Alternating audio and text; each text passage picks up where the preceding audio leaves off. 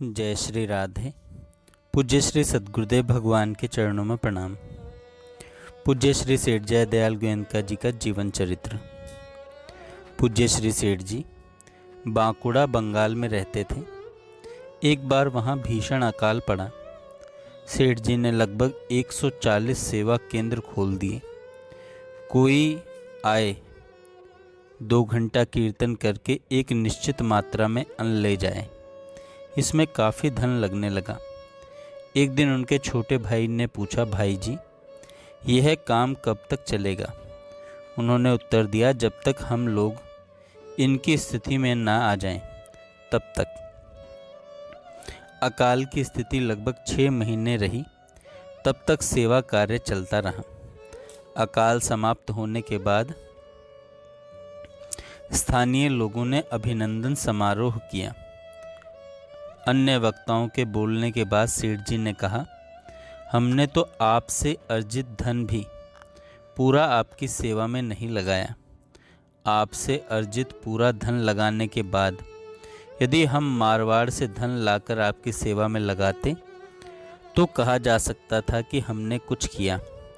हमने तो आपकी चीज़ भी पूरी आपको नहीं दी। एक बार सेठ जी ने किसी को काफ़ी डांटा। उनके अनुज, उनके छोटे भाई श्री हरि कृष्ण दास जी ने कहा कि आज आपने उसे काफ़ी डांटा, उसका अहित हो गया, उसका अहित हो जाएगा। सेठ जी ने कहा, मेरे द्वारा किसी का अहित हो ही नहीं सकता। जहाँ जिस चीज़ का अभाव या कमी होती थी, सेठ जी की नीति वह वस्तु वहाँ सस्ता बेचने की रहती थी, ताकि बाजार भी नियंत्रण में रहे एवं जनता को वस्तु कम मूल्य में मिल जाए। चूरू में अकाल के समय सेठ जी ने सस्ता बाजरा बेचने का कार्य किया था। 4 व्यापारी जिनकी बिक्री में हर्जा पड़ता था, सेठ जी के बारे में अपशब्द कहा करते थे। एक बार कलेक्टर, एसपी एवं जिला जज सेठ जी से मिलने आए। उस समय सेठ जी भोजन कर रहे थे। उनमें आपस में यही चर्चा चल पड़ी। कलेक्टर ने कहा, उन व्यापारियों को पकड़कर अंदर कर दो। जज ने कहा, मैं 10 दिन तक जमानत नहीं दूंगा। सेठ जी ने आने पर पूछा, क्या चर्चा हो रही है? पता लगने पर कहा, हम लोगों को अधिकार इसलिए थोड़ी ही दिया गया है कि लोगों को तंग करें। लोगों के कहने से मेरे क्या फ़र्क पड़ता है? मेरे क्या फ़र्क पड़ता है? शुद्धता की जानकारी किए बिना कहीं पानी भी नहीं पीते थे सेठ जी। एक बार सेठ जी किसी के घर गए, प्यास लगी थी और उस व्यक्ति ने पानी पीने के लिए कहा भी, लेकिन सेठ जी ने उत्तर दिया कि भूख नहीं है।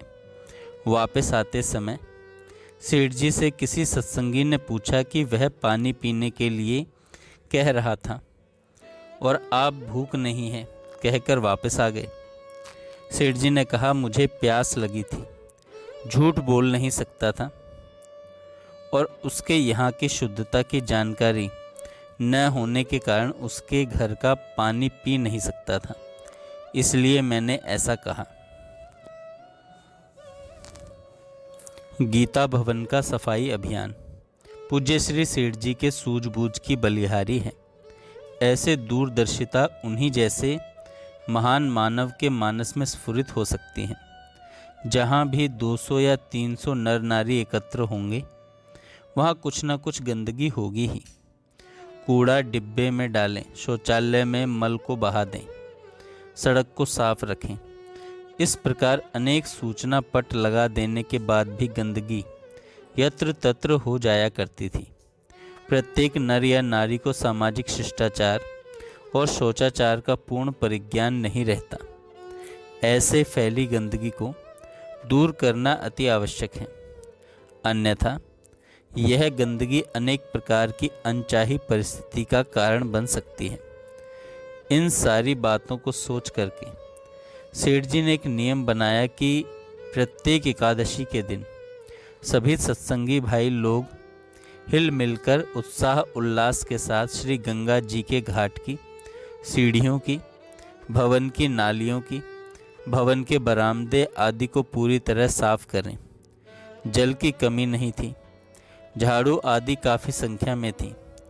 रगड़ने पहुँचने के लिए पुराने घिसे कपड़े पर्याप्त थे।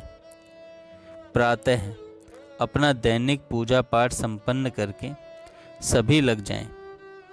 आपके साथ मैं लगूंगा। यह सफाई अभियान चले। फिर रात्रि जागरण करते हुए अखंड भगवान नाम संकीर्तन होता। जब श्री सेठ जी स्वयं लग गए तब भला कौन पीछे रहता। सभी की स्वच्छ कार्य तत्परता देखने लायक होती। पूज्य श्री भाई जी, स्वामी जी श्री राम सुखदास जी, अरबपति श्री जयदयाल जी डालमिया आदि सफाई करने के लिए सबसे गंदी नाली की सफाई में जुट जाते। सफाई का काम करते हुए धनी गरीब का भेद समाप्त हो जाता था। ब्राह्मण क्षत्रिय आदि सभी दत्तचित्त होकर सफाई अभियान में संलग्न हो जाते थे। इसका फल यह होता कि श्री गंगा जी के तट पर स्थित वह गीता भवन चमक उठता। यह क्रम प्रत्येक महीने में 2 बार होता था। सफाई का काम करके सभी को आत्मसंतोष होता था। अहिंसा के पुजारी पूज्य श्री सेठ जी परम भागवत थे। फिर उन्हें जीव हिंसा कैसे सहन होती। प्रवचन करते समय उन्हें एक बार पता चला कि उनके द्वारा पहने गए जूते का चमड़ा हिंसा से प्राप्त है अथवा अहिंसक है, यह पता नहीं। उन्होंने उसी समय चमड़े का जूता पहनना छोड़ दिया। प्रवचन स्थल से नंगे पांव ही आए तथा काफ़ी दिन बिना जूते के ही घूमते फिरते रहे। फिर उन्होंने मोटर गाड़ियों के पुराने टायरों के सोल तथा ऊपर कैनवास का कपड़ा लगवाकर जूते का निर्माण करवाने की व्यवस्था की। अपने साथ ही साथ अन्य लोगों को भी हिंसा रहित वस्तु प्रयोग में लाने के लिए जीवन पर्यंत प्रेरित करते रहे। महिलाओं के सौभाग्यवती होने का एक लक्षण उनके द्वारा पहनी गई चूड़ियां हैं। उन दिनों चूड़ियां हिंसा से प्राप्त लाख से बनती थी। 300 ग्राम लाख प्राप्त करने में लगभग 1 लाख कीड़ों की हिंसा होती है।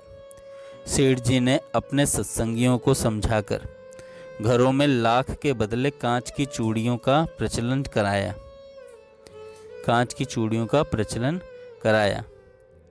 उस समय विदेशी वस्त्रों का बहुत बोलबाला हो गया था, जिसकी बुनाई में प्रयुक्त मांड में चर्बी लगती थी। इससे बचने के लिए सेठ जी ने हस्त निर्मित वस्त्र पहनने की सलाह दी। जब लोगों ने प्रश्न किया कि ये सब शुद्ध सामान कैसे मिलेंगे, तो उन्होंने गोविंद भवन कोलकाता में कारीगर रखकर जूते निर्माण का कार्य प्रारंभ किया तथा हस्त निर्मित वस्त्र एवं कांच की चूड़ियां भी उपलब्ध करवाईं। पूज्य श्री सेठ जी का आज्ञा पालन अद्भुत था। समाज के सजग प्रहरी से कोई भूल हो जाए, यह कैसे संभव है। लोक हित के लिए जिसका जन्म हो, उसकी क्रिया में कोई कमी रहे असंभव है। इनके बचपन की कुछ घटनाएं बताता हूँ।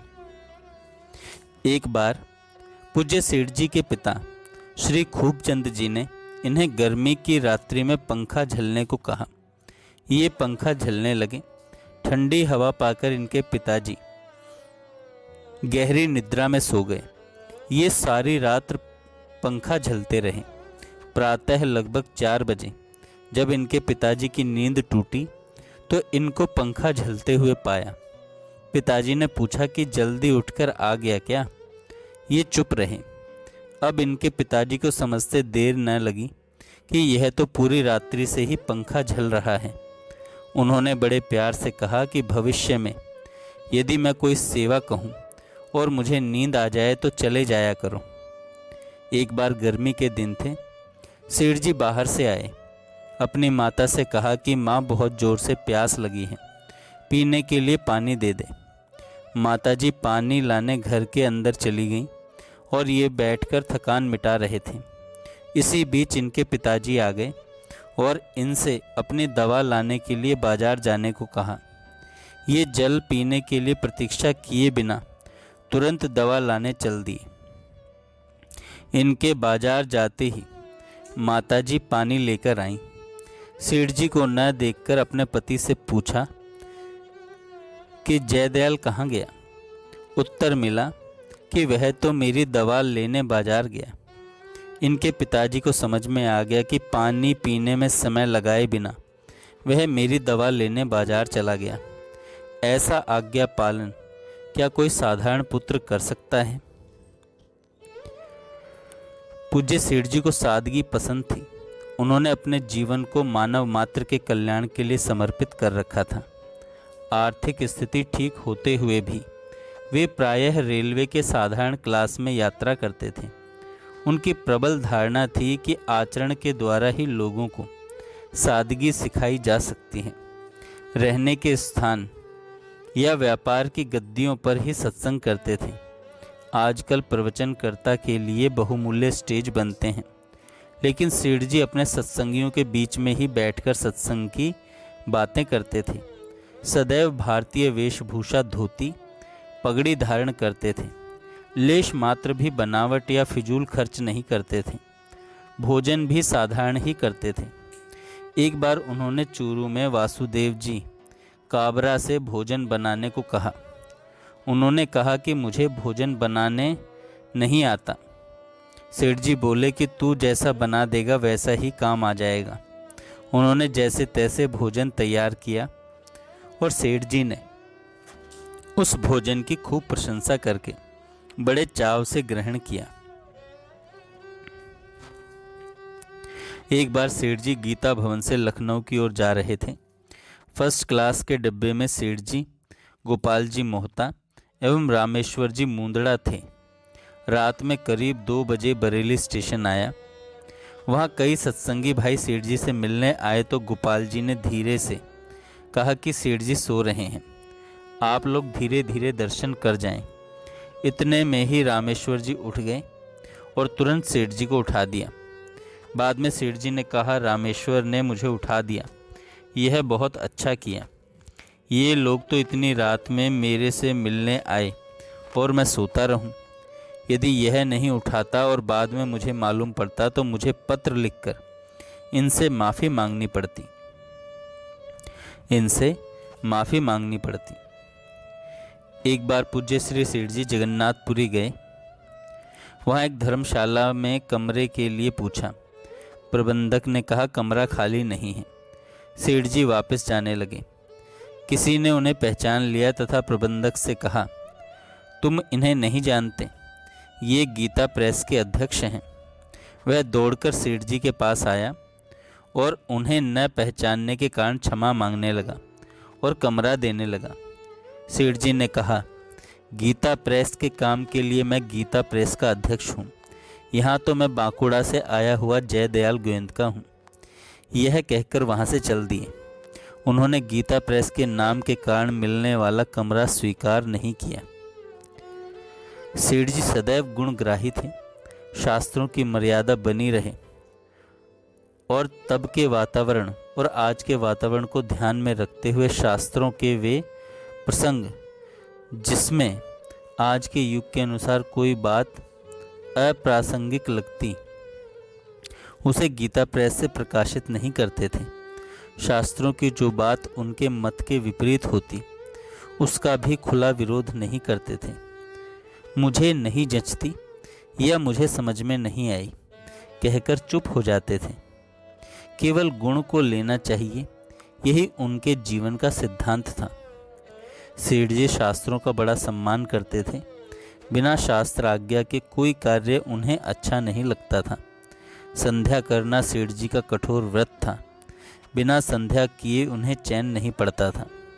रुग्ण अवस्था में या मृत्यु के दिन भी सेठ जी संध्या करते रहे।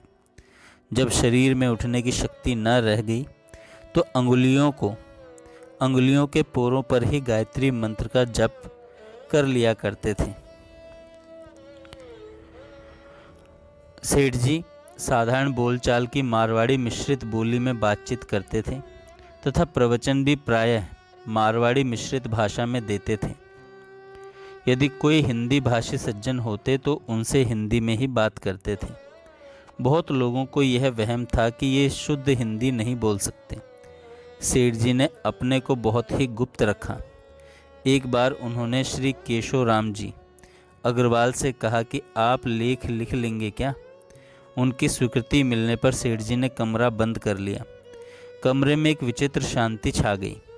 सेठ जी ने लेख लिखाया। कॉमा पूर्ण विराम तक लगाने के लिए बताया। इसी पुस्तक में सुंदर उपदेश शीर्षक के अंतर्गत पूज्य सेठ जी द्वारा लिखवाया गया उपदेश प्रकाशित है। इसके अतिरिक्त उनके कुछ हस्तलेख प्राप्त होते हैं जो कि किसी प्रेमी की याचना पर लिखकर दिए हुए हैं। उन्हें देखने से उनकी भाषा एवं विवेचन संबंधी भ्रांति दूर हो जाती है।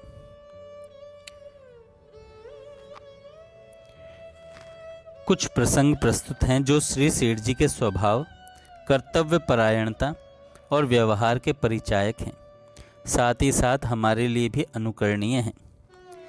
एक पड़ोसी पूज्य सेठ जी से अनबन रखता था। उसकी स्त्री कहती फिरती थी कि इसका खून पीकर ही मुझे ठंडक पहुंचेगी। संयोग से जिस दिन उनकी कन्या का विवाह था, उनके परिवार में कोई वृद्धा मर गई। घर के सभी लोग दाह क्रिया में चले गए। बारात भी ट्रेन से उसी समय स्टेशन आ गई। वृद्धा की मौत के कारण किसी को बारात आने का ध्यान ही न रहा। सेठ जी स्टेशन गए। बारात को लेकर धर्मशाला में ठहराकर उसकी समुचित व्यवस्था कर दी। पड़ोसी के घर वालों को जब बारात आने का ध्यान आया तो लोग दौड़कर स्टेशन गए। स्टेशन मास्टर से पता चला कि गाड़ी तो कब की आकर जा चुकी है। फिर बारात का पता करने लगे। किसी ने उन्हें बताया कि एक बारात अमुक धर्मशाला में ठहरी है। धर्मशाला में जाकर जब उस पड़ोसी ने वहाँ की व्यवस्था देखी तो आश्चर्य में पड़ गया कि आखिर यह व्यवस्था किसने की। जयदयाल गोविंदका का नाम सुनते ही उसके होश उड़ गए। तुरंत जाकर सेठ जी से माफ़ी मांगने लगा। सेठ जी बड़ी विनम्रता से उससे बोले कि यह तो मेरा कर्तव्य था। आपकी इज्जत मेरी ही इज्जत है। मैंने तो अपना काम किया है, कोई आप पर उपकार थोड़े ही किया है। सेठ जी के सत्संग में आने वाली स्त्रियों के लिए नियम हुआ करता था कि वे अकेली न आएं, अपने परिवार के पुरुषों के साथ ही आएं, क्योंकि सेठ जी को स्त्रियों का स्वतंत्र रूप से यात्रा, निवास इत्यादि अच्छा नहीं लगता था। एक बार बांकुड़ा में काफ़ी दूर से 3-4 स्त्रियां अकेले सत्संग के लिए आ गईं। उनको अकेले आया देखकर वहां पर स्थित एक व्यक्ति ने उनको काफ़ी खरी खोटी सुनाई कि तुम्हें अकेले नहीं आना चाहिए था। वे बेचारी बड़े खिन्न मन से उल्टे पांव वापस जाने लगीं। सेठ जी को यह बात मालूम पड़ी। वे दौड़कर उनके पास गए और उनको मनाने के लिए अपनी पगड़ी उनके पैरों में रखने के लिए तैयार हो गए। ऐसा अनोखा प्रेम वह व्यवहार देखकर वे स्त्रियां प्रसन्न हो गईं। सेठ जी ने उनको खूब प्रेम से भोजन कराकर वापस भेज दिया। साथ ही अपने साथ के सत्संगियों से बोले कि कोई अतिथि मेरे घर से अप्रसन्न होकर चला जाए, यह संभव नहीं है। यह संभव नहीं है। एक बार सेठ जी के अनुज श्री हरि कृष्ण दास जी ने कहा, भाई जी आप क्यों इतने कमरे बनवाते हैं। सेठ जी बोले, इन कमरों में कोई एक रात रुककर भी सत्संग कर जाएगा तो हमारा कमरा बनवाने का उद्देश्य सफल हो जाएगा। सेठ जी के पास कई लोग बैठे हुए रहते एवं उन्हें यदि किसी से एकांत में बात करनी होती तो वे किसी को वहाँ से जाने के लिए नहीं कहते, अपितु स्वयं वहाँ से उठकर दूसरे स्थान पर जाकर बात कर लेते। जय श्री राधे। आगे हम कल सुनेंगे। जय श्री राधे। पूज्य श्री सद्गुरुदेव भगवान के चरणों में प्रणाम। पूज्य श्री सेठ जयदयाल गोयनका जी का जीवन चरित्र। पूज्य श्री सेठ जी बांकुड़ा बंगाल में रहते थे। एक बार वहाँ भीषण अकाल